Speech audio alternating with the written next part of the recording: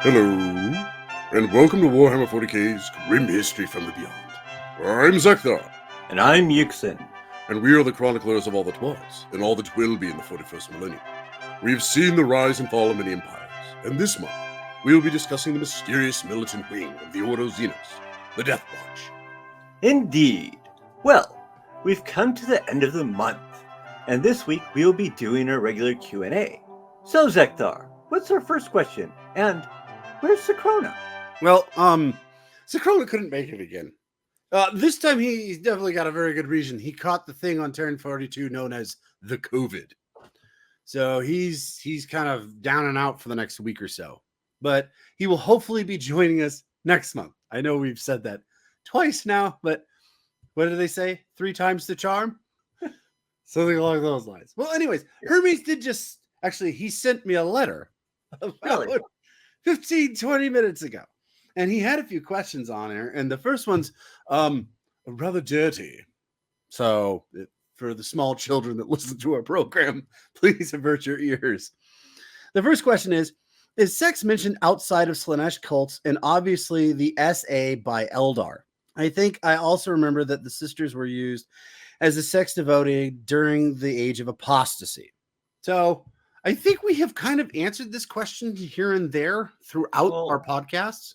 Originally, before they became the Sisters of Battle, weren't they basically a harem for that one guy? Kind of. They were a harem/bodyguard. They were known as the wives of the emperor. And yes, we have mentioned a few times anyways that they had extracurricular activities that included such things. And there have been records, of course, of people in the Imperial Guard, you know. Right. But I was going to say anyways that we've actually come across books anyways, like for instance, Cyphus Cain tends to get laid quite a bit. And then if I recall right, you mentioned anyways, Gaunt did once, and it was kind of a depressing, sad affair. It was and then also Ron did in a future one. Oh, but it was, if I recall right, the one with Gaunt was just kind of sad. It was like everybody thought they were gonna die. I recall right, the girl's like, "You want to go out with a bang?" He's like, "Sure." And then they didn't die, and they just moved on. It wasn't. It's almost not even worth mentioning. Well, it ends up coming back because it ended up causing the birth of his illegitimate child. So, yeah, okay. there's She ended up that. getting pregnant. Well, there you go. So, but that also kind of got me to kind of thinking about it anyways. There's actually a lot of, in the Warhammer universe, there's actually a lot of asexual species that do not reproduce. Orcs. I mean, the orcs, yep, they're the mushroom people.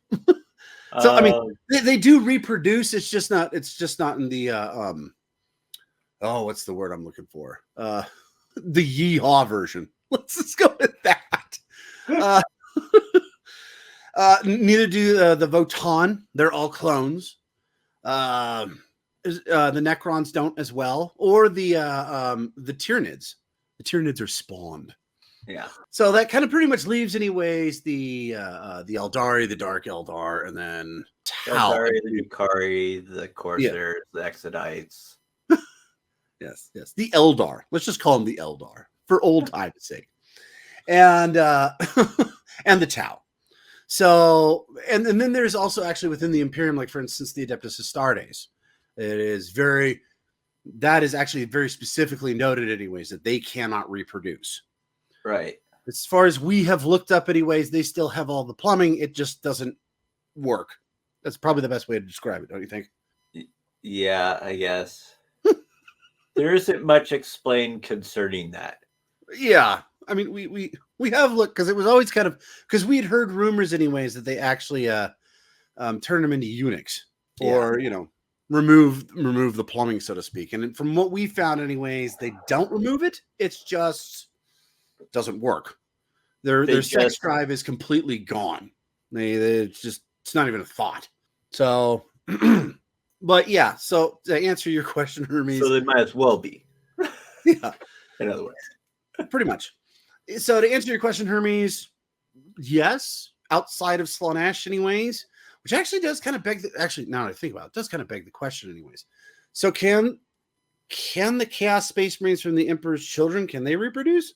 since they technically have all the the plumbing, and they're now followers of Slanesh. I I don't know. don't know. I mean, the only way that the Iron Warriors were able to create more space marines is through that twisted machine. Oh well, I mean, the Chaos Space Marines have their own like really dark way of turning people into Space Marines. It's even worse than the Imperium. The Imperium's pretty bad, but the Chaos Marines took that to Jedi level. I was just kind of wondering, anyways, just on the concept that it's the way that it's been described about the Adeptus Astartes is that their sex drive is just gone.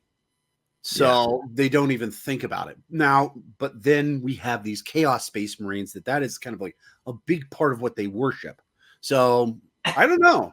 I'm gonna have to look into that actually, but I'm guessing no, they can't reproduce. Well, pleasure doesn't necessarily mean that it needs to be sexual pleasure.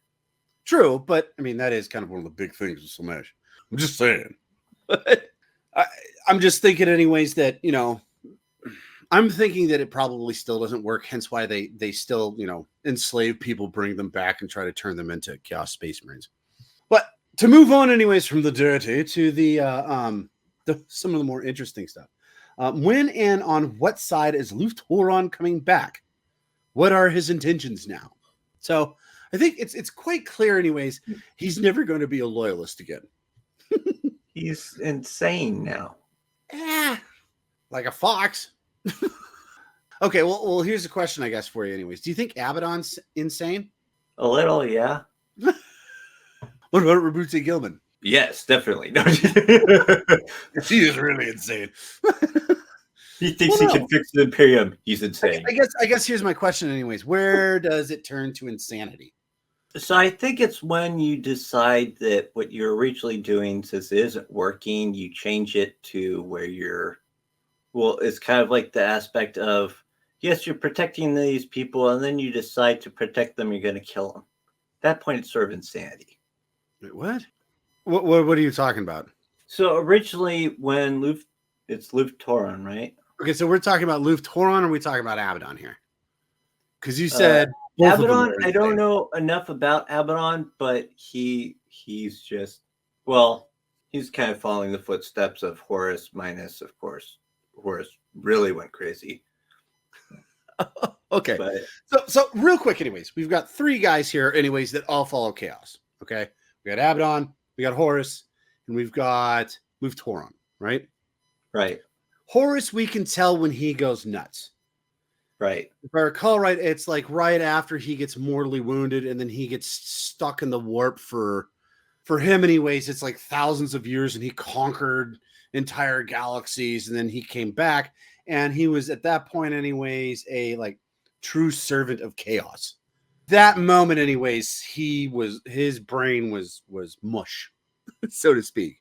He wasn't even quite lucid. His brothers didn't quite know who he was at that point, right? I guess. That's where we can see the documentation of where he goes nuts. Because before that, anyways, he decides to take a different approach anyway, and moves on from the Imperium and tries to kill his father. That I don't think, anyways, is necessarily insanity. Do I think it's wrong? Sure. But insanity, anyways, is a different concept. And then his way of doing that is first I'll try to kill off everybody. No, his concept was that I have to conquer the Imperium if I'm going to get to my father, which kind of makes sense. And he didn't try to conquer it. He actually did like his usual spear thrust thing to get to Holy Terra. He started a civil war. But we can see, anyways, where his insanity really took place. It's kind of where the corruption of chaos really overtook him. Now, Abaddon, on the other hand, we have never seen that. He's like, you guys, to the ruinous powers, he's kind of like, you guys can help me. That's cool. But if you expect me to follow you guys and worship you, that ain't happening. No, instead he's going to cause chaos just for the sake of it, which is weird. No, he's out for something far more pure, Yuksen. He's out for vengeance. Ah, yes. Vengeance. Vengeance, yes. And how long has he been on this tour of vengeance? A really, really long time. Yes. About 10,000 years. And you don't think that sort of festered a bit long there? No, I think he had patience. Okay. I am kind of an Abaddon apologist. I know a lot of people hate Abaddon. I look at him a little bit differently. I think that the real key thing, anyways, about Abaddon is that is really the time difference, anyways, in the warp. So when he's in the warp doing things and he comes back and all of a sudden it's been 2,000 years. I mean, for him, anyways, it's been like 7 months. So everybody's just kind of like, he's taking his dear sweet time trying to take over the universe. Well, yeah, he has patience, but at the same time, he's working towards a goal. To me, anyways, that's not insanity. Let me put it that way. I don't find that really insane. So I would actually argue Abaddon really isn't insane. I mean, is he evil? Oh, yeah. He's he's a dark one. But insane? No, I wouldn't put him in insane. So now we get to Lufthoron. Now, why did you say, anyways, he's insane? Because he goes from I'm trying to protect the Imperium to I'm trying to destroy the Imperium. With just cause. With very just cause. Including people that aren't even related to the subject matter at all. Oh, really? Like who? Like, I don't believe the White Scars were involved at all. Aren't they Were they? part of the Imperium? They're actually part of the first founding of Stades. They're part of the whole I'm aware thing. of that part. That's like if in like World War II, Patton was like, well, we're not going to worry about Rommel. Why? Rommel's done all sorts of horrible things. Well, yeah, but he hasn't attacked me yet. We'll leave him alone. I don't really find that insanity. He's fighting a bigger foe. He is, in my opinion, anyways, he has truly become a pirate. I mean, very much, okay, a dark pirate, but a pirate nonetheless, anyways. Not, we're coming to take your loot. It's more along the lines of he's a pirate that has declared war. And he'll torture you to the point where you can't really move anywhere. Oh, yes. Yeah. Did I mention, anyways, that he hates the Imperium at this point? To cause them pain brings him joy. Yes. Something a totally sane person would do.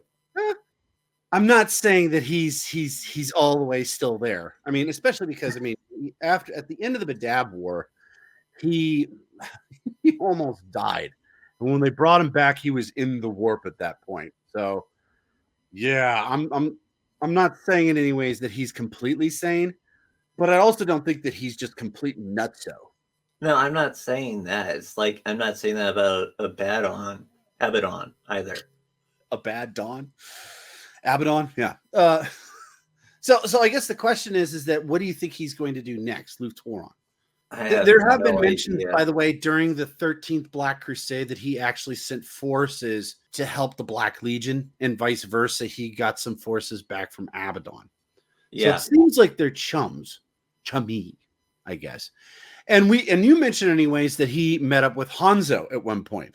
And after learning a few things about that, I don't know how well that went down. I mean, the way that you described it, it sounded like he gave him some advice, and then I read some stuff and it sounded like he kind of pissed off Lufthoron or Blackheart at this point anyways, and kind of almost killed him. But so what his grand picture is at the end, it's quite frankly anyways, I can see him definitely aligning with Abaddon because I think their goals are very similar.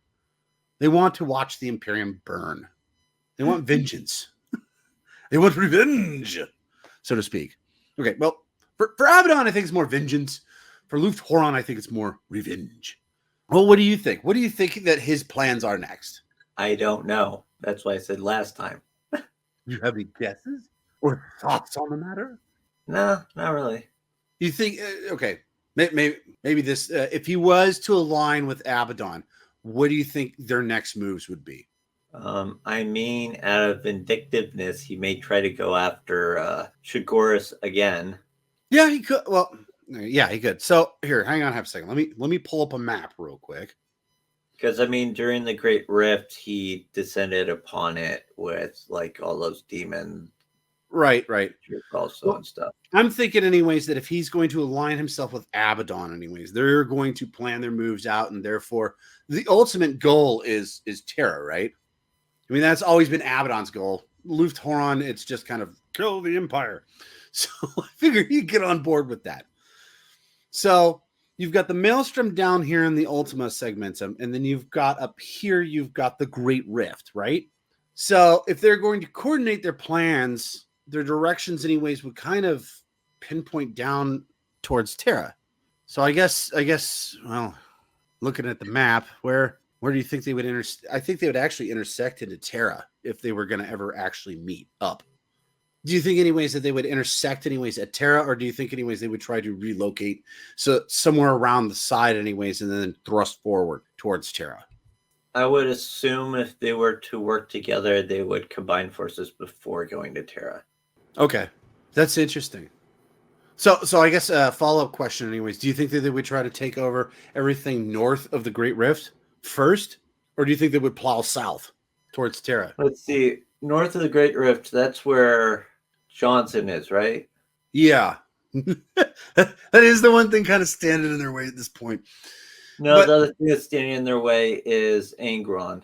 So no, I won't be heading that way. Well, what do you mean? Angron would be working with them. Who says he'd be working with them?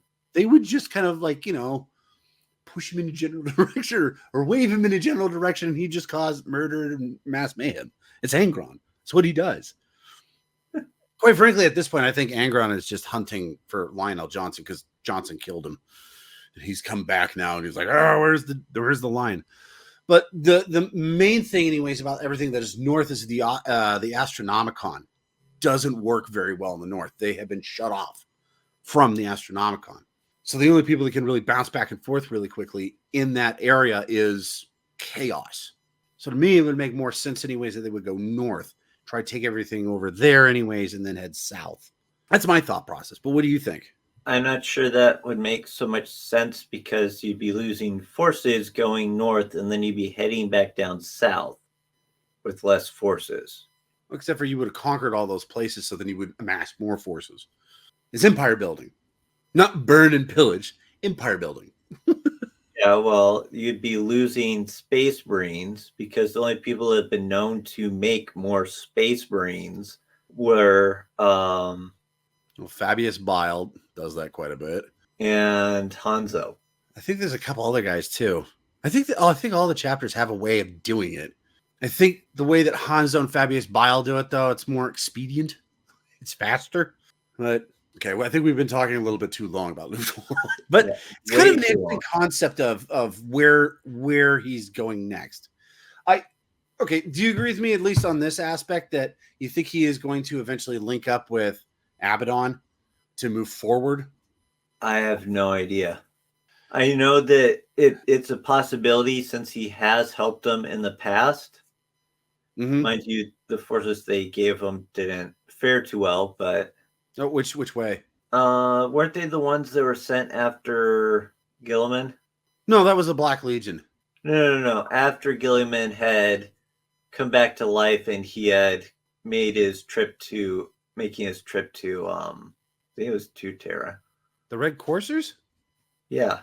I don't know, actually. That's part of my... I kind of stopped paying attention to Rabute Gilliman when we were done with the Ultramarines and after that story of his rebirth. You're the one, anyways, that knows more about the 41st millennium and the 42nd. So I don't know. I know, but it had the event. Cypher popped up in the event. You did cover Cypher, right? No, I covered him for about 3 paragraphs. It was just something very brief, anyways, on his history from back in the day where he came from, which nobody knows. Anyways, his third question. This one you actually might find particularly interesting. Are more Eldar gods going to come back to life now that Idrid has? Idrid? I think he's mistaken. I thought the god of the dead is the one that's coming back right now. Yeah, I think it starts with a Y, but I don't think it's that. It's Yened, isn't it? I don't know. Hold on a sec. Yeah, I think he means Yened. Yened is, the whispering god. the Eldari god of the dead and represents the last hope of the dwindling Eldari. Last I Well, checked, that's he what hadn't. one group thinks, anyways. Okay, well, anyways, the last I checked, he hasn't quite come back yet. No. I might be wrong about that. Has he come back yet? You're the one that kind of knows more about the 41st. Unless something's changed since the last time I saw. Okay, well, if he's coming back and they actually do bring him back. So, if I recall right, there are 4 gods that are technically alive, right? I mean, you've got Kegarak, who is definitely alive. Then you've got Isha, who is the one that's stuck with Nurgle in his garden. And You've she's got also Yened, definitely alive. and she is definitely alive, yes. And then you got Yened, who, as far as both myself and Yuksen know, they're still trying to bring him back. So I guess the way it's described He is is currently, the way that they put it is sleeping, right? sleeping and being woken up. Right. So technically, I guess he is alive. He's just apparently decided to sleep through the last 10,000 years. Super fun. He's taking a cat nap. And then we have the last guy who is technically still alive, which is Cain. And Cain's the guy that got shattered into like a million shards, right? Yeah, into thousands of pieces. Yeah, that they stuff into the giant avatar things. Yeah. So he's technically still alive. Although, okay, so there are, though, let's see here. We got 2, 4, 6, 8, 10. We have 10 gods left, anyways. That if they're going to bring them back, I guess they were technically destroyed Eldari gods. But as you know, GW likes to bring people back. So there's Asurion, king of the Eldari pantheon. He would be kind of a cool guy to bring back. Vol, god of the forges. Cernius, god of the hunt. Gea, Hoek, Leolith, the maiden, goddess of dreams and fortune. And Morai Heg, the crone. Yes, goddess of fate and souls. And then you just have Cobra, Scorpion, and Serpent. So I'm betting they're not bringing those guys back. They don't even have a real name. It's like, what do we name this guy? I don't know. How about a snake? No, that's stupid. How about Cobra? Perfect. So if they were going to bring one back anyways, who would you like them to bring back? Well, I'd like them to bring back the Forge. The Vol. Vulcan character? Yeah, that'd be pretty cool. Vol, the crippled smith. Personally, instead of bringing somebody back, I'd like to see them like do a jailbreak for Isha. To me, that'd be kind of interesting. Although Isha's kind of interesting in the fact that she almost pities Nurgle. Their relationship is really weird. Because, well, first off, anyways, Nurgle has been for all these thousands of years protecting her from Slaanesh, right? Yeah. At the same time, he's showing her love, which anybody else would think of as torture. He tries out every single plague that he can possibly imagine on her, and then she heals herself. Yippee. So, and then he keeps her in a cage. So, I would find it interesting if they did do a jailbreak on her, what would end up happening? First off, it would piss off Nurgle, right? Because, I mean, that's his girl. That's the way he kind of looks at her anyways. It's like his wife, and you've taken her. Secondly, it would probably interest Slaanesh quite a bit because he's been trying to get at her for years. And it really does help the Eldari, doesn't it? They get a god back. It'd be like the Emperor coming back, you know? It's like, woohoo! We got a big chief here now again. You know? It's one of the reasons why they're trying to bring back Yened. Well, the problem with that, though, is they know that she's weak enough that she wouldn't be able to stand up to Slaanesh to begin with. She's not, okay. She's not strong enough to fight Slaanesh off. No. That's probably a better way of saying it. She still is an Eldar god. She's not The weak by any only reason why she survived was because of Nurgle. Well, yeah, no, I know. Nurgle saved her. So, But no, what I'm saying, you understand, she is still an Eldari god. So it's not like she's just a pushover. It's not like a space marine can take her out. Or even a custode. I mean, you're talking about like serious powers have to come and take her down. Like, I don't know, a chaos god. So, I mean, I think it would be kind of interesting how that whole shift would work. But yes, the God of the Forge would be very interesting too. But how about the next question, which is, what scares the Necrons? Why is the king so scared of the Great Devourer when they can't even do anything to meddle? Or can they? Originally, StarCraft was supposed to be 40K. So do you guys think the Hive Mind is already set up as a character? And could we get a Kerrigan type character, mix of two species essentially? So Well, to they answer, did kind of have a Kerrigan character at one point. That one assassin. well, yeah, she was definitely up there. But I was going to say, anyways, the mix of two species, we kind of already had that with the Gene Stealers, right? Yeah. I mean, they're not nearly as cool as Kerrigan. Kerrigan's a pretty cool character. Yeah. And the Hive Mind, I honestly don't think anyways the Games Workshop has thought that far ahead. I think they're just kind of like, just leave it out there. We might get to it eventually. We've got so many other things going on right now. And as for why the Silent King would be worried about it, it's more of the fact that he's one of the Necrons that wants to be able to not stay as a metal monster. Yeah, he wants to. But if everybody that isn't a metal monster gets wiped out, So if I recall right, it's been about a year and a half since we talked about the Necrons. I mean, we dabble in them occasionally, but so I had the same inclination that a lot of people did when we first started talking about the Necrons, and which was they were just these metallic zombies that just kind of were there. And they were there before the time of the humans, and then humans would every once in a while wake them up, and then they would just murder everybody. But the more that we looked into them, the more fascinating they were. And their king, the Silent King, he has always, anyways, felt really bad. They're all stuck in these metal bodies. And if I recall right, you did a story on them when we talked about the Necrons, where they actually fought side by side with the Blood Angels, right? Right. You wanted to go ahead and tell us what happened there, or let's see. It was Dante, wasn't it? Yes, it was Dante, and it was to prevent the Tyranids from wiping out a planet. Of course, this is after they decide to fight the Blood Angels. Right. Wow. So but I think boiling back to answer your question, Hermes, and Yuksen kind of stated it pretty bluntly. Is the concept was the Silent King believes that the key to them becoming the Necron tier again is through like humanity's gene codes, right? Right. Kind of the concept that he's got. For those who don't know, the Necron tier is what they were before they became metal monsters, basically. They were betrayed by the Catan and turned into Necrons, yeah. So his concept is very much along the lines of like, well, if they wipe out all the humans, how are we going to get back to what we wanted to be? So that's, I think, his major fear.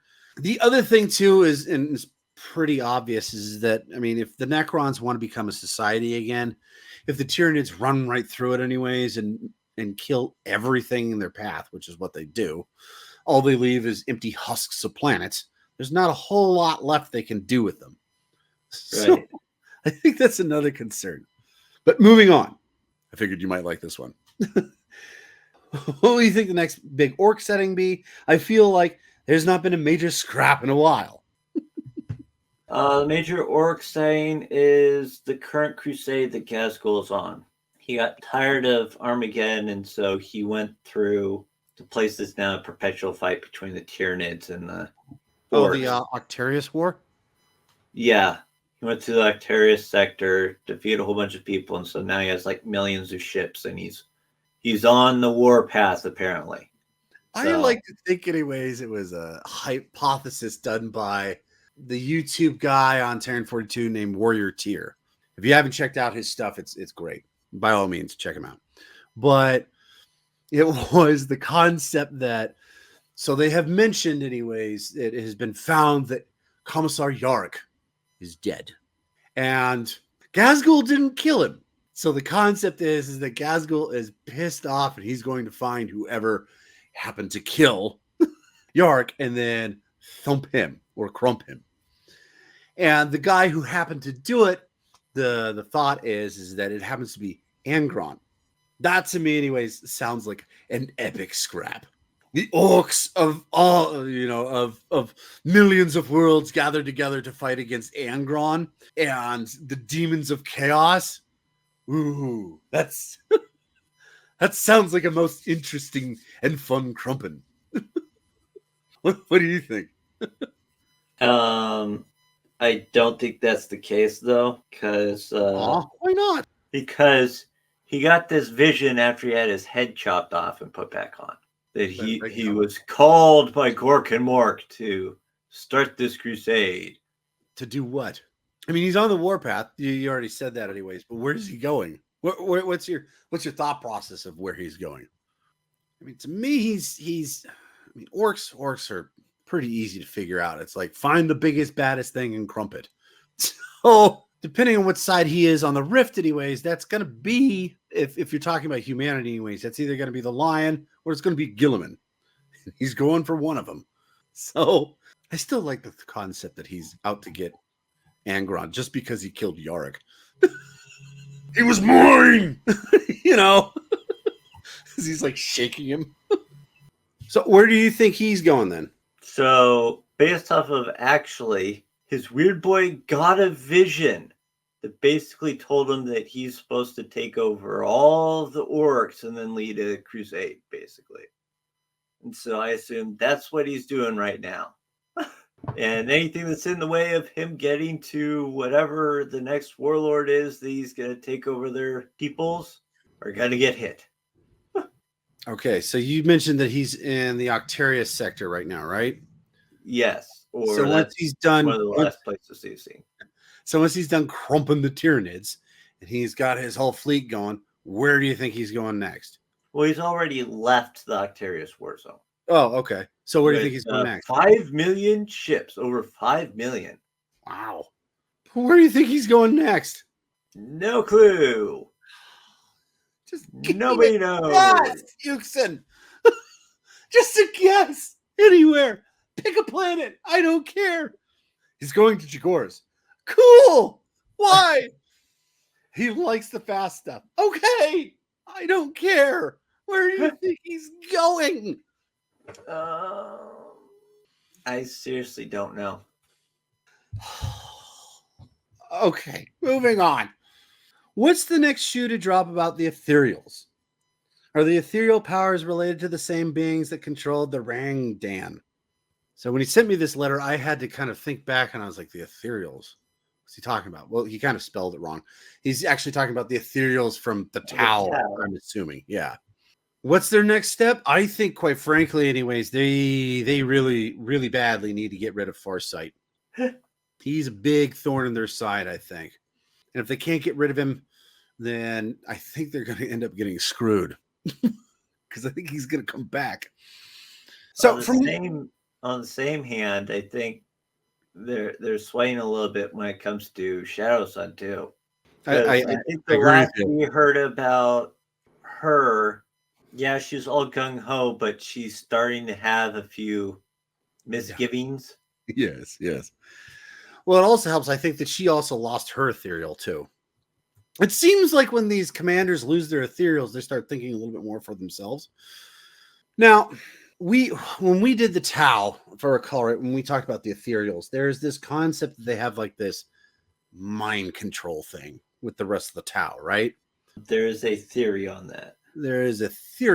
And we didn't really subscribe to that, right? Right. We figured they were just kind of in power and they have, it's more of like they have more information and they're very good politicians and they're very good at, speaking and whatnot. And maybe their little worm fellows help them out with the whole mind control thing. But if you remember the little worm guys. Yeah. What's next for them, quite frankly, I think honestly that they're really probably pushing to take out Farsight and trying to gain back control of Shadow Sun. They're still at the same time anyways always going to continue to try to expand because they are the Tau. Right. So I think that their biggest problem though is probably Farsight, because he is actually growing his own little empire. Their biggest problem right now is probably the Tyranids, because they're starting to leak in. Okay, I mean, for empire building, the Tyranids are always a problem. But one of the things about empire building is to make sure your empire doesn't get wiped out in the process. Good point. Good point. So I could see, anyways, that what would end up happening next for the Ethereals is that they put Farsight on a back burner, and they take care of the Tyranids, and that gives Farsight enough time, anyways, to come back, and then we have another civil war. Hooray!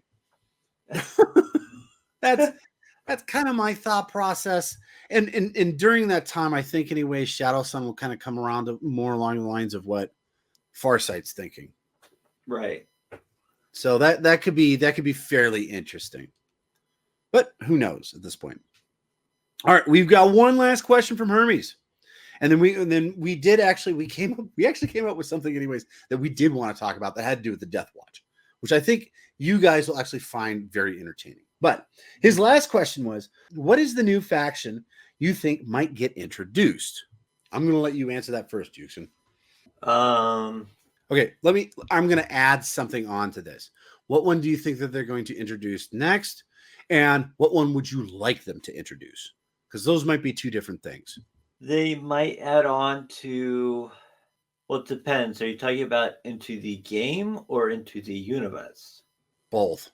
I think you could use both. Because into the game, I can see them, well, they won't necessarily turn that into a faction.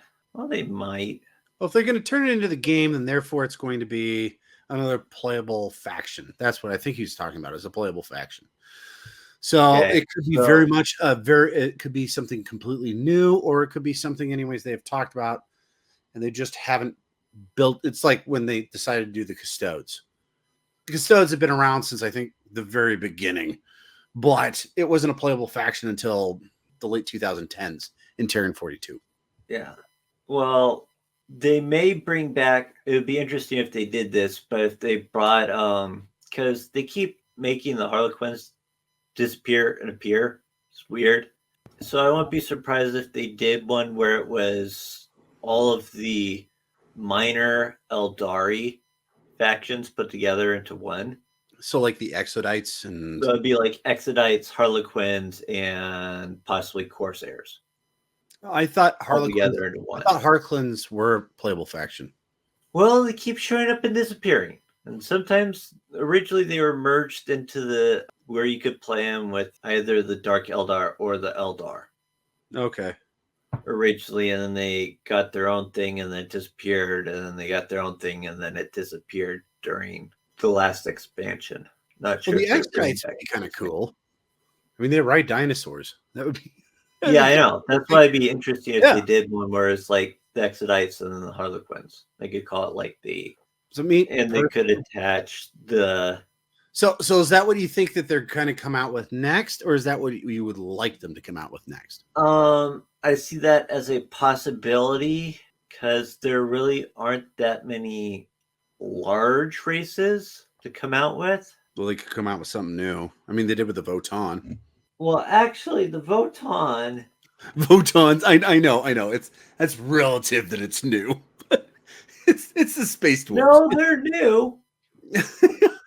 Well, they took really old stuff and then they spiced it up and turned it into something new. That's what I'm saying. It wasn't like this was an original concept. It had origins already.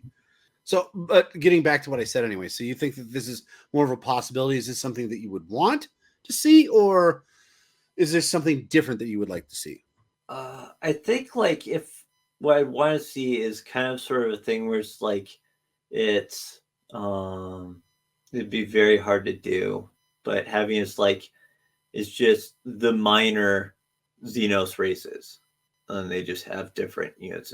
It'd be kind of like almost like a Tau, except for the not like nearly as much more mercantile. Yeah. almost so like have like the dog soldiers. right, and the Hrud and some of the other ones. It's kind of like almost like it's a conclave of Xenos Yeah. that have been around and are just tired of getting kicked around anyways by the Imperium. Like, we should all join together and hopefully we can survive. Yeah. Kind of that concept. I could dig that. Yeah, that'd be kind of interesting. I personally, anyways, I think the next one that they come out with is probably going to be another Imperial faction.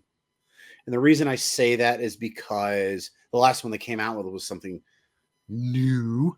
I say that in quotations. And it was a new Xenos, the Voton. And that's also in quotations. It's a new Xenos, right? Right? No, it's an abhuman. So But the so I could see them coming out with like another branch of the Imperial Guard that would have units to it, or maybe even another Space Marine chapter or something like that. or what they could just do is to make it even simpler is to break apart part of the Astra Militarum and just have codexes on certain regiments together. Right. Yeah. Like we'll have the Ice Wielders faction, Valhallans. which would have Valhallans, Vostroyans, and there's another one. But the thing I would like to see is one of two things. Either A, I think it would be kind of interesting if the old ones came back, and they could. That would actually be one that I think they could very easily write in the concept of that they were losing the war of the War of Heavens, so they decided to take a trip and leave to a different galaxy, and they got powerful there anyways and said, you know what, we want to go back and take over the Milky Way system. To me, that I think would be interesting, and it would be actually, like I said, very simple because you could write it in. Not only that, but as far as I've read anyways, the old ones were kind of like these lizardmen people, which they had, as you know anyways, in Warhammer Fantasy, they had the Saurus, or the lizardmen. So Saurus warriors and the frog dudes, what were they called? The Slane or something like that. So I could see them doing that. But honestly, what I would really, really like to see, just is almost on a humor aspect, is so they keep going west in the Pacificus Segmentum, right? That's the one that really expands out there really far in the west. So let's say they keep going and they run into, it's not an empire, it's a republic. It's a human republic anyways, from the age of technology. And after the whole crushing age of technology, they, instead of deciding we're not doing any more of this stuff, they decided to continue to advance technologically. So now you have like another human race that has adapted, and it's not like stuck in the past, the stagnant, horrible, grim concept. It's almost like the light at the end of the tunnel. And they show up, and obviously the Imperium doesn't like them because they're showing what humanity could be. So they rage a war against them. To me, anyways, I would find that so awesome. I don't know. I just thought that would be entertaining. Not only that, but you could also, at that point anyways, that they established, like, for instance, ambassadors to different alien races. And it would almost be like a Tau empire, but it was actually run by humans. Right. Almost like, Terran 42 Star Wars, the Old Republic.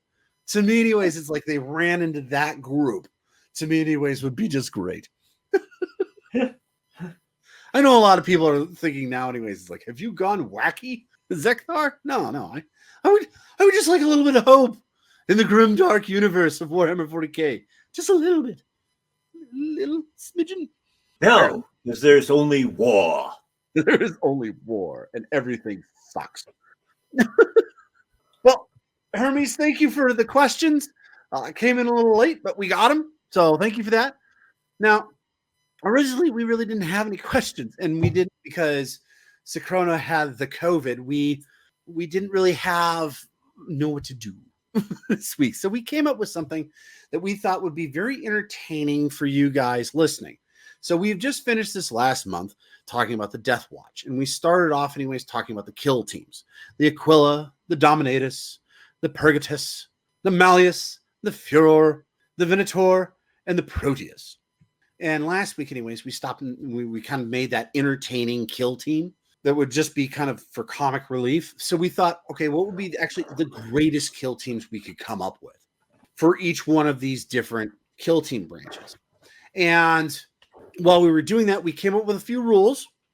Instead of having a sergeant, what they were going to have instead running the whole thing was a Primarch. And then attached to that, we would have 4 different Space Marines. And you could pick them from any generation. And you could pick them from any faction. So beware, there are some Chaos Space Marines in here. Oh, but they had to be people that we talked about. Yes, that was the other rule. It had to be somebody that's somewhere along the lines we talked about. So I'm sure, anyways, we will get comments of people going, well, what about this guy? Well, it's probably a great person to plug into one of these kill teams. We probably just haven't talked about him. Or, quite frankly, we've talked about a lot of Space Marines, so we might have just forgotten about it. So I started out anyways with the Aquila, like I did when we talked about the Aquila. Now, for the Aquila are the ones anyways that they just kind of send in anyways when they don't know what they're going after. They're kind of the most well-rounded units. When we talked about them in our first one, we kind of referred to them from Terran 42 as Green Berets. And so I was thinking anyways for their sergeant, or aka Primarch, Rabute Gilliman's probably the best. Don't you think, Yuksen? Yeah. I mean, he's kind of the most well-rounded. He's good at strategy. He's good at fighting. He's not the greatest at any of these, but he is very good in just about all of it. So anything that they're going to come across anyways, he kind of knows how to deal with it. Now, I also have to warn you anyways, out of all the kill teams, this one is probably the most heavy chapter master out of all of them. Because, and quite frankly, Yuksen, it was because chapter masters are kind of required to be able to do this, be able to move from one direction to the other quickly. So I picked Pedro Cantor of the Crimson Fists. Now, Yuksen, I believe you were the one anyways that did a short box on him, correct? Yes. The chapter master of the Crimson Fists. Like I said. But what was your favorite part about it? I think 100 or something like that survived the attack on Ren's world. Right. And he had to be very flexible in that because of the disaster that took place at their fortress where it just randomly blew up. It was weird and bizarre in the book. But who wrote that book again, by the way? Steve Parker. Ah, yes. Ren's World. It's very good. Worth reading. I'll finish it eventually. The next guy that I picked is Marnius Calgar.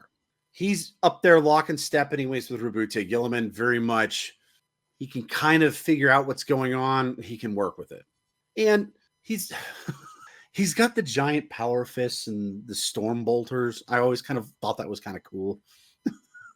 Don't ask him to pick up a pen, but if you need to get through a door that's locked, he'd probably still smash through a door that's unlocked. You'd be like, dude, I just got the hinges on that from last time. Anyways, then we got Torn the Wayfarer. So for some of you guys, you probably don't even remember us talking about this, but way back when, after we were done talking about the Necrons, we talked about the Space Wolves. And Torn the Wayfarer was part of the Wolfblade. I believe that was their name. And they were the ones that were positioned anyways to guard. It was, what are they called? Navigators. The navigators of the Space Wolves, right? Yeah, his house. I don't remember. Do you remember? Or something like that. Could you look it up as I continue to talk? All right, Yuksen's on it. Might be a little bit slow because he likes to use the books instead of the computer. But Torrent was assigned with Ragnar, Blackmane, and Hagar the Mountain. And they were there to guard this one particular navigator that was on Holy Terra. Now, the reason why I picked Torrent was because Torrent, as opposed to most Space Wolves, he was more of a... He wasn't much of a Space Wolf. He was more of a... Almost like the bard of the group. You're gonna put it that way. He kept his facial hair closely shaved, other than a very fine mustache, and he was very calm and collected. He never let his emotions really gather him, which was perfect when he was working with Ragnar and Hagar, because both of them were, would just get on a tear. And he's like, no. We need to figure out information first. That's why he's in here. And the house is House Belisarius. And Oh, so they were to guard Lady Gabriella Belisarius. Right. Thank you, Yuksen. You got to that a lot quicker than I thought you were going to. Now, the last person that we've got in here is ironically the only librarian out of all the group, and that is Avero Tigurius. Now, for you guys that don't remember, anyways, he is an Ultramarine. He is the first librarian, right? The chief librarian. Chief librarian, yeah. So he does a lot of strategy stuff and talks a lot with Marnie Cal. And quite frankly, anyways, I think he's kind of an interesting character, especially for a librarian. He's, he actually, to me anyways, would be a lot chummier with the Space Wolves than he would be with the Ultramarines. He's got kind of a temper about him, which honestly makes him a little bit harder to put in this group, but I figured he would work very well, especially when he's got such leadership as Marnie Cal and Pedro Cantor. What do you think of this group? I think it's a well set up group. Mm-hmm. Yeah, I think all of them would work with that. Yeah. Well, like you said, when it comes to chapter masters, there's only a couple of chapters where you can go, oh yeah, those people can really specialize in this one area in comparison to they have to be extremely broad. flexible. Yeah, exactly. That's why I think we put more of them in there. It was funny as we were doing this, you're like, you can't just pick chapter masters. I'm like, oh, well, okay. Now, for the rest of these, anyways, we do have a few more chapter masters, but most of the rest of them, we picked different people. So that's kind of interesting. So you, anyways, when we did, the kill teams, you talked about the Dominatus. So who would you pick for the Dominatus, Yuksen? So for the Primarch, it was hard to figure out. So we went with Horus. Well, okay. So real quick, anyways, could you remind the people what the Dominatus are good at? So the Dominatus are the ones that basically they are. It compares to the Aquila, where it's just like you need to be well rounded because we don't know what's there. This is the team is like, okay, we know specifically what's there, and so they specifically set themselves up for this is how we're going to deal with it. Right. So they still have to have all this vast knowledge, but they're able to drive it into a single point. Yeah, it's significantly more pinpointed to what they're going Yeah. after. Yeah. All right. So Horus, it's a bold choice there. Why? Because he was a good strategist and knew how to allocate the right forces for the right job. Well, I mean, if you're gonna wage war against somebody, anyways, Horus is a pretty good war leader. I mean, there was a reason why they made him the. Oh shoot, my brain's fogging out here. War Master. Thank you. I was gonna say War Chief. I'm like, nope, not even close. Yes, there's a reason why they made him the War Master. But who's on his team? So we have Ulrich the Slayer, who is considered like one of the oldest space marines that's alive. He is a space wolf, and he's a wolf priest, which are, for those who are unaware, they are basically a cross between a chaplain and an apothecarian. Right. And it shows him because he was a fighter, actually a excellent fighter. He was part of one of the Wolf Lord's retinue. He chose to teach instead of taking over the role of Wolf Lord when the Wolf Lord died. He even got a hats off from it's in the first Armageddon, I think. Who was the Primarch? Grimnar? Chaos Demon Prince. Oh, Primarch? Yeah. Okay, you're talking about the Demon Prince Primarch? Yeah. Angron. Yeah. He got hats off to him. So really? Yeah, I got a tip of the cap? Yeah. I thought that was Grimnar that he did. No, Grimnar ended up beating Angron with a bunch of Grey Knights, if I recall right. And they pretty much all died, and Grimnar barely survived it, but they beat him. So you picked Ulrich because why would you put Ulrich on this team? He's an excellent fighter, and he's a teacher. So you're putting him on this team because he has an understanding, anyways, of whatever pinpoint thing that they need to go on. Yes. His knowledge is broad enough that he probably knows what to do with that. Okay. Yeah. Who else on this team? So we have Kato Sicarius, who is basically he's the first captain of the Ultramarines. Yeah, Okay. he is. I don't know about you, Yuksen. I'm not a big fan of Kato. Yeah, he's there because he's an excellent fighter. He is. And he's also a pretty good leader, too. It's just, he is the most stuffy Ultramarine, I think, in the whole group. I wouldn't do well. That's all I'm saying. But here's one that I finally remembered from when we last talked about. His name was, he is a company master. His name is Manfer. He commanded one of the Carcrodon strike cruisers called Matahi. When did you talk about him? It was in one of the Voxes that I've done concerning the Carcrodons. Oh, okay. Well, why would you put him in? Because he was, despite not people generally wanting to avoid him that weren't Carcrodons, because, you know, he had that aura that many of them have, which is cold and calculating and a bit intimidating. He is somebody who is great with the weapon, and he was constantly, during one of the things they did, he was able to address the situation on a planet that was that loyalists were constantly being repelled, and was able to strike at specific points. And when those didn't work, he was able to utilize what the Carcrodons do a lot of the time, which is we poke to see if that works. We just cram everything into that. Kind of actually like a shark, but anyways, that's so kind of like trying to figure out where the weak spot is, and when you find it, you strike there. Yeah, quick and fast. Okay, I gotcha. Well, he's kind of an interesting person to throw in here, Carcrodon. Yeah, he's one of two that's definitely in this one. But okay, so who's your last guy? Abaddon. Now we talked about this. I think it's a good choice. But why did you agree with me, I guess? Maybe that's a better way of saying it. You at first were just like, Abaddon? No. It's kind of because he has that knowledge aspect, and he's a good fighter. Actually, a very good fighter. He doesn't get into it very often anymore as the Black Legion dude, but I mean, he did kill Sigismund. And he was, if I recall right anyways, he was the first captain of Horus's guys. Yeah. Back in the day. And I think they called them the Justicar.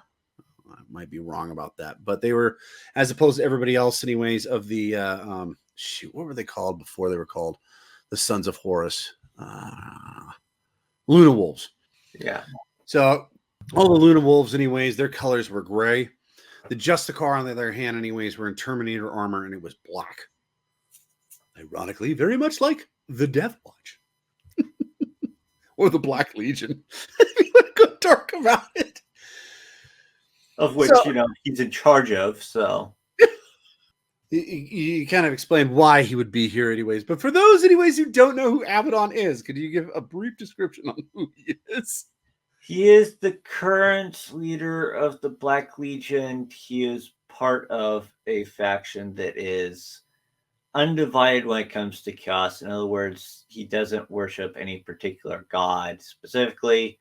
He is one of the current banes to the Imperium's survival. And he helped cause the Great Rift by destroying Cadia. Ta-da! Well, that is a very interesting team. Personally, okay, so if I recall right, you did have a runner-up for this. Garvel Loken, if I recall right. Is it Garvel or Garfield? I've always called him Garvel Loken, but to each their own, I guess. Why didn't he make the cut? He went with the Carcrodon fella instead. Was it just simply because you know more about him, or? Yeah, it's because I know more about him. Plus, spreading out more chapters instead of having 50% of them. Well, technically 60, including Primarch being all in one. Right, right. Well, anyways, moving on to the next one, the Purgatus. Now, for you guys that didn't watch didn't watch the first one, the Purgatus is kind of the assassin group. They're the ones that go behind enemy lines. They try to take out the enemy leadership, and then they fade back into the mist. So this one was kind of interesting, and we had a few like really good ones, and then we kind of ran out of them because most of the people that we talk about, anyways, that are sneaky aren't really Space Marines. As you know, Yuksen, Space Marines aren't really known to be a sneaky. Well, that plus the ones that we have talked about, none of them really, except for one particular legion, are known for being sneaky. Yeah. So obviously for the primer for this, we had to go with Corvus Corax. Sorry, Corvus Corax. Corax. I mean, he's kind of the perfect one for this. Makes sense. Quite frankly, when they dreamed up in the Deathwatch kill teams, they dreamed up the Purgatus, they probably thought of Corvus Corax. Now it gets a little bit more interesting. So, well, first off, anyways, probably a guy that is probably the most relatable is Telion. And you talked about him when we did the Ultramarines. He's the guy who trains the scouts. He's a sniper. He's very good. By the way, every sniper that we ever come across in any scribings in Warhammer 40K, it's always, he's the greatest sniper ever known to humanity. Which, except, no, normally they don't say except. We normally say yes. They say that even to the level, maybe equal to the level of a Vindicar assassin. That's them. Right. So Talion is definitely among those marks. He's an excellent marksman. It makes sense, and he trains scouts. It makes sense for him to be here. He's also the one that literally gave up promotion. Yeah, they keep trying to promote him out of the 10th company. And he's like, no, I'm going to stay here. I'm like, okay, fine. You're just so good at your job. And in fact, anyways, he's also very good anyways at advising people, if I recall right. Because he's been around so long, and he there's lots of times anyways, he's like, this is the way we should do this. He knows like half of the chapter masters. He trained them. He trained like half of them. Captains. The captains, yeah. Like, the next guy, you know better. I mean, I taught you better than this. Now, the next two guys, anyways, I mean, it kind of makes sense that they're in here. Cypher and Exodus. Cypher is a long-lost Dark Angel. No. We can't put an Alfarius in here. He's a Primarch. We already picked. Well, Cypher may end up being Alfarius. So I'm just waiting for Cypher to pop up and go, I am Alfarius, and that is a lie. Poof. And then he disappears. But yeah, no, Cypher definitely has got to be in here. I mean, when you're thinking of sneaky and mysterious Space Marines, Cypher's got to be at the top of the list, right? Yeah. I mean, there's only a handful of them. I mean, the guy that you talked about last week, Ulrich, he's going to be up there somewhere, but he's not nearly as sneaky. He's just mysterious. Yeah. He pops up and thumps people with a flail, and then he disappears. The other guy is Exodus, which we talked about when we talked about the Alpha Legion. He was one of the We're going off the assumption there's only one of him. That's Alfarius or Exodus is. Well, you're the one that talked about him. You go ahead and explain. He's okay. So, like all Alpha Legion, there may be one or many, but the identifier of Exodus is the person is an amazing sniper / infiltrator who even has a gun that's a mix of what's supposed to be Xenos and Imperium technology. If I recall right, that weapon is considered like the greatest sniper rifle ever. Yeah. Right? Who is also known to have equaled the Vindicar. No, he was better. Exodus, I don't care what they said. Exodus has to be better than a Vindicar Assassin. Well, first off, Vindicar Assassins I don't think existed at that point, did they? Okay, the Officio Assassinorum started. Okay, so I guess they would have been around, but let me rephrase this. He predated the Officio Assassinorum because the Officio Assassinorum was created by Malkador the Sigillite during the Horse Heresy. The original goal was to kill Horus, if I recall right, and it ultimately failed every time. But yeah, that's what started it, and then it grew into this unholy beast. But anyways, yeah, so Exodus has to be in here. And the last guy is kind of one that probably a lot of people don't know about, Elias Isidon. Now, Elias Isidon is the chapter master of the Raptors, who Yuksen covered in a bunch of different short boxes. They are, if you took Terran 42 Special Forces soldiers and turned them into Space Marines, their tactics and concepts of warfare are what the Raptors do, right? And to add to this, they actually use camouflage. Well, the Deathwatch do too. Oh, only at night. They use camouflage only at night. We wear black. With a bright blue for Ultramarines. Yeah, all on the corner. Yeah. On the corner pauldron. But so I figured, anyways, this was kind of, I mean, if you're going to pick the greatest assassins ever for Space Marines, it's probably these guys. These are the guys, at least, like you mentioned before, Yuksen. We're only picking people that we have talked about. So I'm sure that there are other ones, anyways, that are out there. The one faction that I wish that we had talked about before we actually did this was the Dark Angels, because I'm betting they've got a few assassins with them somewhere in there. But I don't know. They're too knightly. They're also known for being sneaky, though, too. They're like sneaky knights, which doesn't make any sense, but apparently it does. So, but yeah, what do you think of this group? I think it's a great setup. I think that they could kill the Emperor if they wanted to.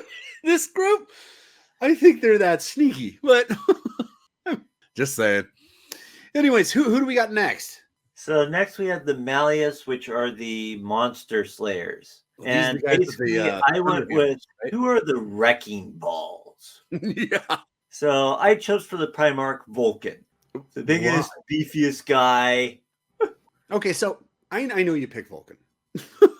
I was thinking personally, I don't have a problem with Vulcan, by the way. Vulcan is a heavy hitter. I was thinking, we talked about this anyways, Lionel Johnson, because he's kind of known as a monster killer. So what made you choose Vulcan over the Lion? Well, first off, I know more about Vulcan. Right. Good point. We did a whole Vox on it. One of the things I was looking more at is who are the strongest people. Okay. And known to like bust heads. So you're really looking at like Thunderhammer in one hand, Meat Cleaver in the other, or whatever, Yeah. Or Flamer or Heavy Cannon or Melta in the other hand. Okay, I got you. Yeah. Okay. And in that case, yeah, Vulcan, definitely very good choice. Who's he running? With them is Maximian Voss, which for those who didn't listen to our last Vox, he is a Deathwatch member that was technically part of the Imperial Fists. He is very wide, but not too tall. He's very short, yes. But the other thing that's great about Maximian Voss, he's the only guy on this list that is actually part of the Deathwatch. Yeah. I just realized that. How did that happen? I don't know. I think we were just thinking outside of the Deathwatch. We're like, haha. But yeah, Maximian Voss is the only guy in this whole list that is part of the Deathwatch. He is extremely strong. At the same time, though, another add bonus is the fact that one of the ways that he compensated for his lack of height and then being ordered to not bulk up anymore because they're starting to get frustrated about having to readjust his armor is he studied like every facet that he could.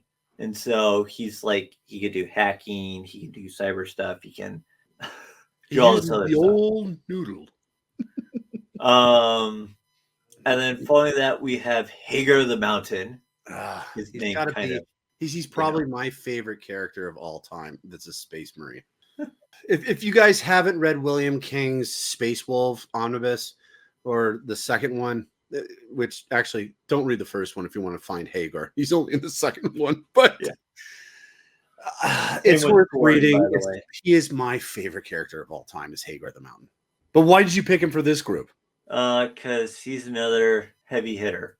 He's one of the ones that wields a giant hammer and he just brawls. And the only one that's actually fat. A true champion to all of us that are a little overweight. You mentioned anyways, he wields a great hammer. The thing that I found fascinating about him, what makes him so impressive, while he is overweight and he is somewhat fat, it's actually a gene defect, very much like Maximilian Voss's short stature. He can't like get in better shape. He is just always remains fat. He's also like quite large. He is And very, very strong. And very, very strong. And one of the things that you mentioned, anyways, when we talked about the Malleus originally, when we were talking about the difference between a hammer and a great hammer, was that a great hammer, it takes a space marine to wield with two hands. Hager the Mountain is strong enough to wield it in one hand. Now, did he actually use a great hammer or a thunder hammer? I think he used a great hammer, if I recall right. I might be wrong about that, but it's been a while since I've read the books. But like I said, William King, great books. But just to give you a concept, anyways, about how strong he is. And not only that, but if I recall right, he threw it at one point, anyways, down the hallway and just like splattered some guys on the very end of the hallway. Oh, I guess I got to go get it now. Yeah, he's like, a fine. I think if I recall right, Torrin's like, a fine throw. And Hager's like, yes. And he's like, now what are you going to do? It's all the way at the end of the hallway. Oh, I guess I should go get it. And then it's like Ragnar witnessed an untold carnage, anyways, by the guy's fist just like pounding people down. Okay, now I could talk about Hagar for a long time. Who's next on this list? I think it's ironic. I think this is the only one that we also have, the only people that have defects. Yeah, Maximian Voss and Hagar the Mountain. Yeah, I think you're right. But who's next on this list? Next on the list is Alexis Pollux. Oh, he's actually probably one of my favorite Imperial Fists, quite frankly. Because why he is not like he is stalwart. That's probably the best, stalwart and stoic. Yeah, probably the best words to describe him. Not just in physical shape and fighting, but also in mind. I wholeheartedly agree with you, Yuksen. He was an Imperial Fist. He is actually also the first chapter master of the Crimson Fists. And I believe at that point he was known as Father Pollux. Mm-hmm. Yeah. I think part of that was behind the fact that he was given pretty much all of the new recruits of the Imperial Fists. Well, he was also, if I recall right, he was one of Dorne's stonemen, right? Yes. Along with Sigismund. Yeah. Yeah. I got you. Well, okay. Well, why did you pick Alexis Pollux instead of Sigismund? Because he is one of the few Space Marines. He was massive. And also he was one of the few Space Marines that is able to wield a power fist as if it's just a normal fist. Pretty impressive. Which is very impressive. Yes. Hey, I would love to see actually a feat of strength, anyways. Who would win, Hagar the Mountain or Alexis Pollux? Or Voss, for that matter. Yeah. All these guys, anyways. I would just like to see, anyways, instead of them going out and like fighting anybody, it would be just kind of like a feat of strength. Let's do the shot put. or the traditional arm wrestle. Oh, geez, that would be weird. That would be great, though. All right, well, who's bringing in the rest of these mighty mites? We decide on prior Dreadnought Bjorn the Fell-Handed. Yeah, and let me clarify on this, anyways. We are not putting a Dreadnought in here. I know he is a Dreadnought now, but if I recall right, Yuksen, we are talking about him before he was a Dreadnought. Yes. Okay. Well, why did you pick him?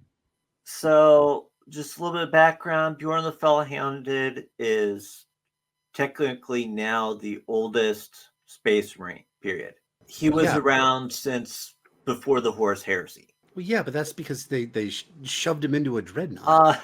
One of the aspects behind him is the fact that he is known as the One-Handed because he ended up having to have his hand chopped off. Okay, why don't you actually explain that? There is a reason why he is called the Fell-Handed. Okay, so originally I think he was called the One-Handed originally. Yeah. Because to protect this one person, he ended up finding a demon that started corrupting his arm.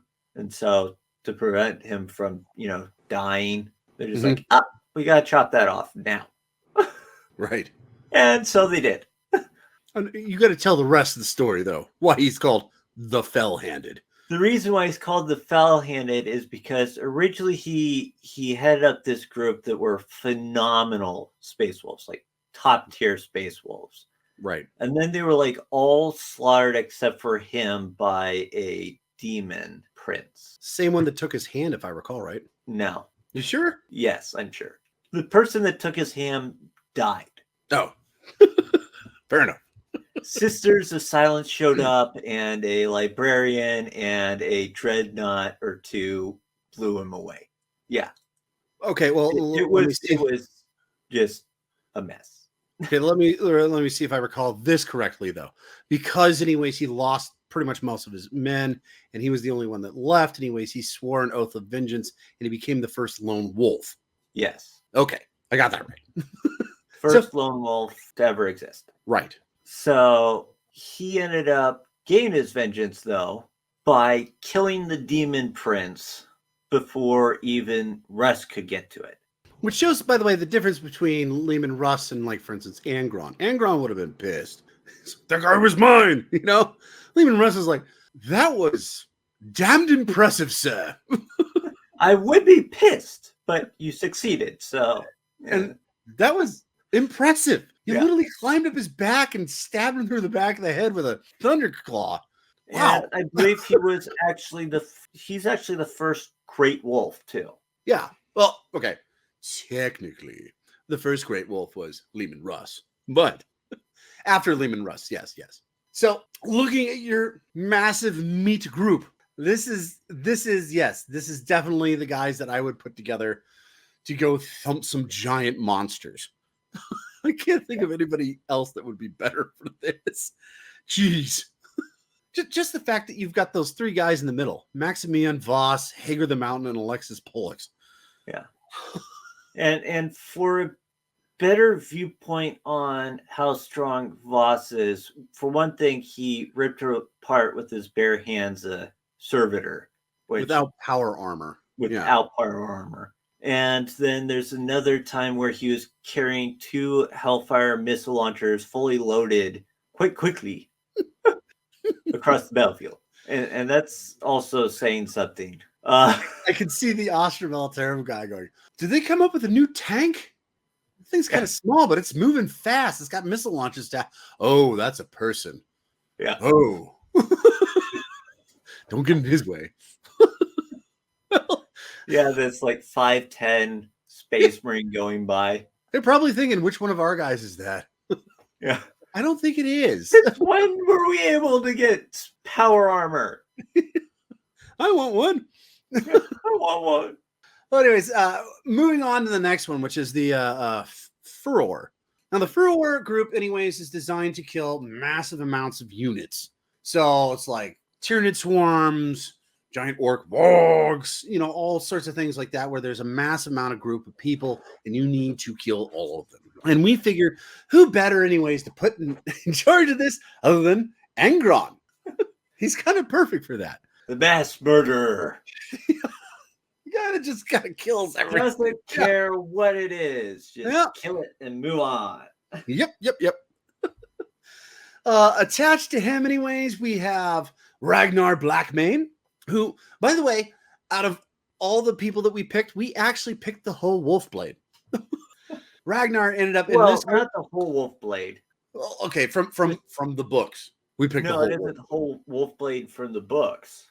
Oh yeah. Now you say that, anyways. They also have the guy that's in charge that no one remembers. Then in the second book, they had a Blood Claw that had joined them.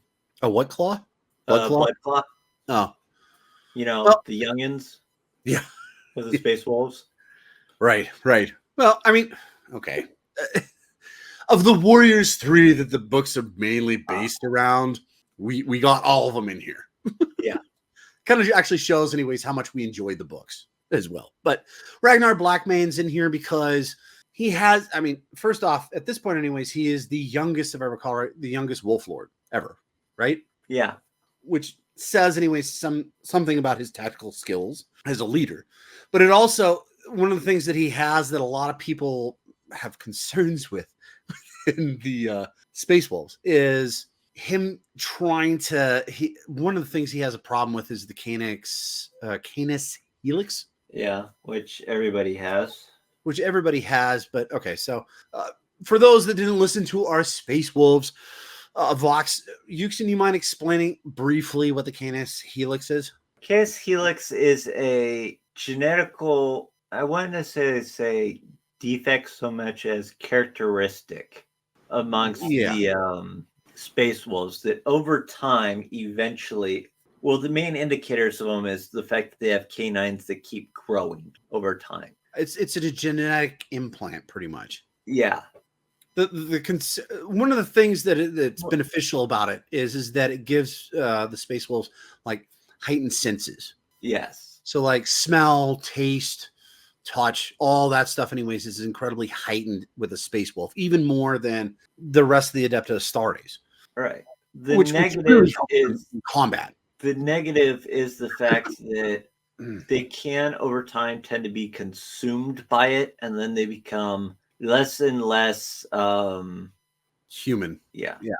Which actually takes physical effects a lot of times. The Wolfen is a good example anyways of when the Canis Helix overcomes a Space Wolf and they turn into very much like a werewolf from Terran 42.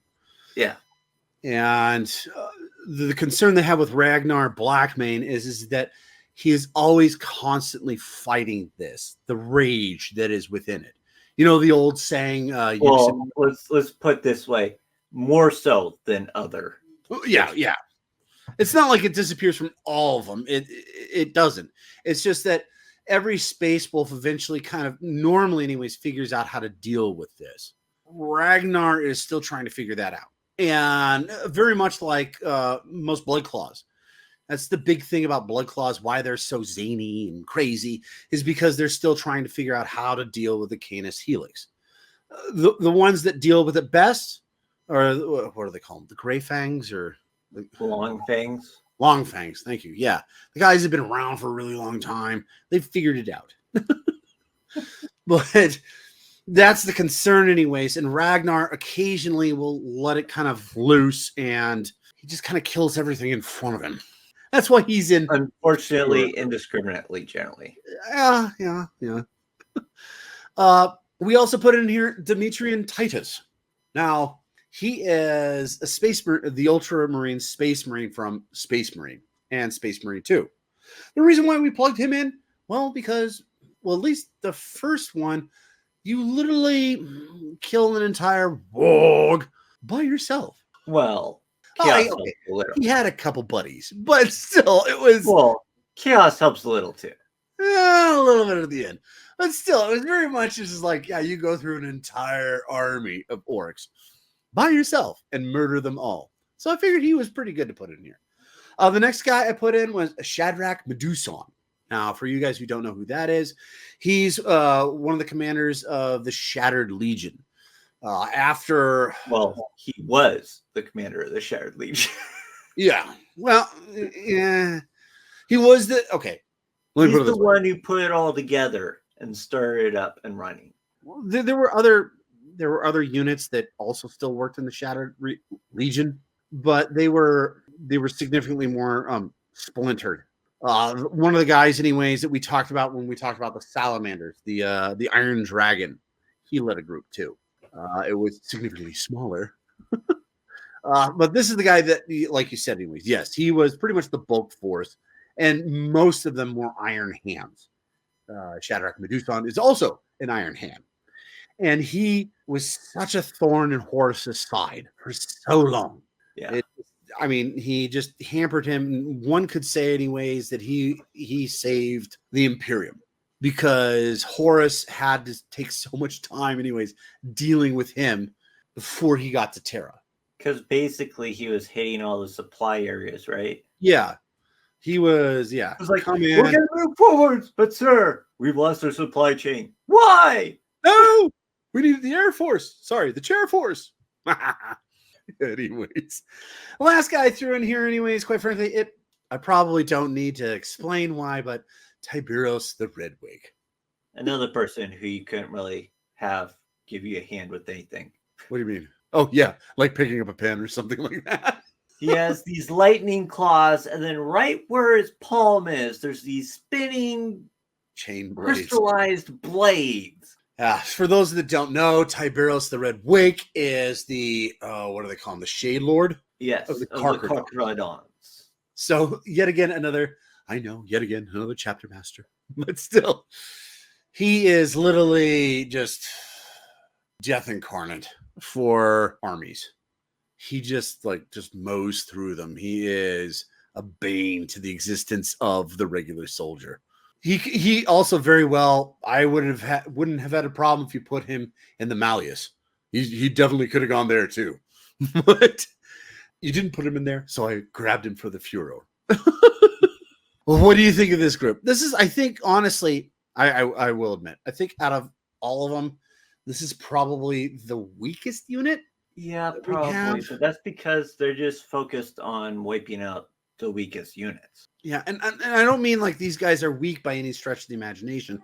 I think, anyways, in their particular job of being in the Furor, I think that's the biggest issue. All these guys are really good fighters. They're really good at murdering, like monsters and stuff like that, but they're just not. It was actually, this was one of the harder ones, anyways, to come up with. Just because most characters that we find, anyways, they're like, these epic fighters and great at doing everything that are, like slaying in single combat. Well, the Furor has nothing to do with that. It has to do with like mowing down mass amounts of units, and no one gets known for that. But we must press on. So you have the next one, anyways, the Venator. Yes, the speed freaks, so to speak. Yes, but not orcs. Yeah. So obviously, with this group, the Primarch has to be Perturabo. Sorry. Are you sure it's not Perturabo? No. The Khan. It's the Khan. Yeah. And with them, we have the Angel Dante. Can't remember what his actual name is, but I think they just call him Dante at this point. He's another old guy. He's been around for 1,000 years at this point. Yeah, I think so. And he's the current chapter master of the Blood Angels. Now, this one we kind of cheated on. We have barely talked about Dante, but we have. So we let it slide. But for those, anyways, because we haven't really talked about him, could you explain a little bit about Dante? Okay, so he's a very old space marine. He's the chapter master of the Blood Angels. He wears a raptor pack and wields an axe, I believe, and has a mask that's in the image of a pissed off Sanguinius. Okay, why'd you throw Dante in here? Mainly because he has a jetpack. Okay, and he is a pretty good warrior. Yeah. He's lived 1,000 years. He should be pretty good at his job. Who else did you throw in here? Then we had to throw in Carcero Khan. After all, he is one of the most renowned White Scar captains. Isn't his title the Master of the Hunt? Yeah. Where else would we put him but a Venator? Yeah. Then we chose, this was a little unique. We had a little bit harder time choosing these ones because This was a tough one, yeah. most of the things that we chose is like, okay, how many speed characters do we know? That we've mentioned. That was the big problem, is that you knew like a bunch of them anyways that we haven't talked about. There was like one that I thought we had talked about, which was Ulijan Khan, but he's known as the Skyhawk, so Yeah, and the other guy that we briefly have mentioned anyways, but we never have actually said his name. That's the guy that runs the Raven Wing for the Dark Angels. And we've talked about him because he's got a jet bike, but we've never actually mentioned his name. Nor shall we do so now. So who are the last two guys that you picked? Last two was one of them was Lucas the Trickster. Yeah, I can kind of see that. Why? Okay, first off, you have to tell tale of Lucas the Trickster. Lucas the Trickster is He's Loki. yeah, he is Loki. The only reason why they probably didn't give him the name Loki is because people would just be like, really? Seriously? But that's what he is. He put itching powder and what most people would die from into armor suits to give his wolf lords uncomfortable armor. Let's just put it that way. Nether regions. He's almost been killed by his own wolf lords. He's the guy that knows Orcish enough anyways that when they went to a planet and the orcs were all showing up, he would get on the Vox and he got him to end up fighting and killing each other and ended the WOG. Yeah. He's also the guy, anyways, when the 10,000 or the 1,000 Suns showed up on Fenris, and they were like, "We demand to fight whoever's in charge." He's like, "Okay, land here," as he's like drinking in a giant amount of mead, and they're like, "Okay, we'll land there," and he's like, "Cool." And he hangs up the phone and he goes back to partying, and one of the Wolf Guard, anyways, looks at him and goes, "What? Wait, aren't you going to go fight him?" It's like, "No, I told him the coordinates, anyways, of this lake." And the ice is pretty thin there At this time of year. and so what happens is they all land and all their ships sink and they all die. So, he is definitely a trickster, but why would you put him on this group? I don't know. We had pretty much started running out of people. Well, okay, if I recall right, one of the things is that he is a blood claw, Yeah. and blood claws are normally the faster troops anyways for the space wolves, right? Yeah, they're the ones that normally end up becoming bikers or jetpack users. Right. So it kind of makes sense. And I think doesn't he have a jetpack too? No. Oh. Well, Originally we're thinking about putting him with the Purgatus because he had the doppelganger. Oh yeah. But he works. I think we changed it though because he works better here because he's fairly fast acting. He is quick. That's the thing that I really do remember about him. So I think he would work well with this group. That's what I was thinking. What were you thinking? I just figured that's the only person I could think of that could go there. We kind of had him stuck in this other place. Like, well, we need to move him, and so we thought, oh, this would be the best place because he kind of filled everywhere else. I'm thinking also it had to do with the fact that you ran him out of Amasec and you're like, and it's late. You're like, well, I think sure, why not? Let's throw him in there. Who's our last guy in this group? The last guy is Armilis Dynet. Oh, I remember him. He's the guy with the thunder hammer, the power sword, right? Yes. And he's in here because of the fact that he was an expert at fast attacks and commanding fast attacks. He was a Hero Master, which is for Alpha Legion, right? For Alpha Legion. So a Hero Master is basically the person that's put in command of a theater of battle or war. So it would be like, for example, could be either captain or chapter master, depending on what field of battle it would be. Okay, but a Hero Master is like when they show up, they're in charge. Yeah. So it doesn't matter what your rank you have, anyways. If the Hero Master shows up, he's in charge. Yeah. Okay. So it's kind of like, let's go back to turn 42 real quick, all the way back to World War II. You got all these generals, anyways, from the Allied forces, and they're spread out in their different countries. But the guy that was in charge of everything was Eisenhower. So when he showed up, anyways, he's running the show, right? Okay. Kind of the same concept. Yeah. Okay.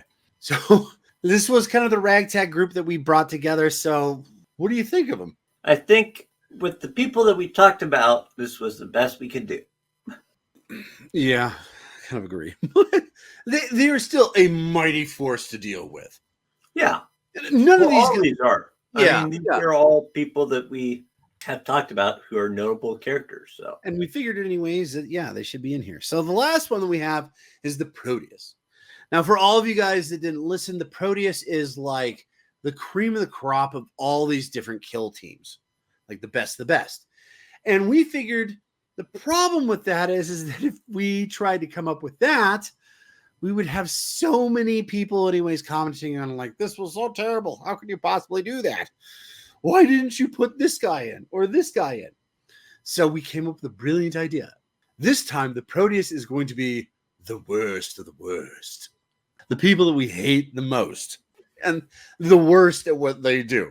So as opposed to what would be the Proteus when we were going to like the best, and we were going to pick, the Primarch for that. And we knew we were going to get a lot of flack on that if we were going to do the best, because if we picked, like, for instance, Leman Russ, everybody would be like, well, why didn't you pick Sanguinius? A lot of people would have said that. Instead, no one's going to disagree with us on this anyways. The worst Primarch is Lorgar. Right? No one's going to. Are you good at fighting? No. Are you good at strategy? No. What are you good at? Talking. Yeah. Very good at talking. Really? Kind of. Okay. Next up, his second in command is the guy that we all hate the most over here, Erebus. Yeah. Erebus has got to be in this one. We all hate Erebus. He was everywhere. Even when he wasn't there, he was still the problem. Yeah. Because this is the last one, why don't we go ahead and do this together? So who's the next one in this list, Yuksen? Lucius the Eternal Blade. We have him in here because he is one of the most obnoxious characters. He's a MacGuffin. He can't die. And he's annoying. Well, technically, if he accidentally killed himself, then he would be dead. I don't know about that, man. I've read stuff anyways where like an asteroid landed on him and he still came back. It's okay. So the original concept of Lucius, the Eternal Blade, was that he had this power armor, and whenever somebody killed him, if they took satisfaction in his death or they took pride in his death, he would slowly mutate into them and become Lucius the Eternal Blade again. That was the original story, which, you know what? That's kind of a cool concept. It's like your pride is your downfall. Yeah, that's kind of fun. Then they got weird with it. Like, well, it'll work on Necrons. Huh? Yeah, I was going to say, so he gets killed by a Necron. A Necron has no soul. It has no concept of pride or anything. I mean, okay, so he wasn't killed like a main character of Necron. He was just killed by a Necron. Nope, came back. He got hit by an asteroid. Nobody was around. Yet he comes back as somebody else. Why? They never mention it. They don't explain. Well, no, they do. It's just he's one of Solanesh's favorite. Whatever the hell that means. God, I hate that guy. Just okay, so the next guy, anyways, I don't necessarily hate. He's just terrible. That's really what it boils down to. He is also, wasn't this person also a Emperor's children? Yes, he was. And that would be Fabius Bile. Fabius Bile is very much like the Necron that you talked about. Shoot, what's his name? Xerus, yeah. Where his whole morality is he has none left. It's just, he is just so fascinated with genetics and that kind of concept that there is no concept of what you're doing to another person. Everything is just meat at this point, which makes him a very dark character and also a very despised character. At the same time, like I said, anyways, I don't necessarily really hate Fabius Bile. He's just what he does. He's just the worst. Yeah. I have a huge hatred for Erebus and Lucius the Eternal. But Fabius, on the other hand, it's like, well, at least he has a purpose. At least he's trying to do something. Right. But yeah, he's a very dark character. He's the guy that tries to gene splice everything while they're still alive. So he's a very dark character, and a lot of people hate him. I don't necessarily hate him. I just don't like him. Let's put it that way. And who rounds up this wonderful group of just horribleness? Hanzo. Yeah. Despite having an awesome name. He does have a great name. Hanzo. Yes. quite frankly, anyways, you know what? The reason he made this list was because, I mean, we had talked about him in the past. And then we talked about the Iron Warriors this last month, or the month before this last one. And we hadn't really done a whole lot of in-depth thought process on him. And Yuksen, you were like, Or yeah, I'll do research, you mean? Hanzo. We've kind of talked about him. I'd like to do Hanzo. I'm like, okay, cool. And then he looks at me like, oh no. He's like, Yeah. terrible. He is, yeah, he helped create a horrifying machine to make new Space Marines, Chaos Space Marines. It wasn't really a machine that made it horrible. The thing that made it horrible was it wasn't a machine. It was a person.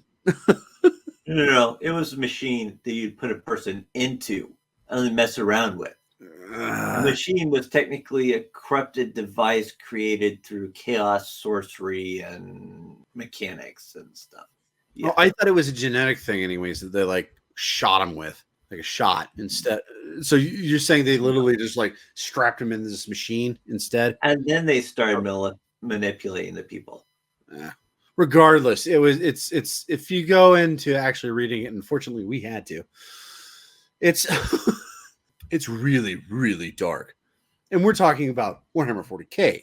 This is really dark. And he came up with it. All by lonesome. Oh.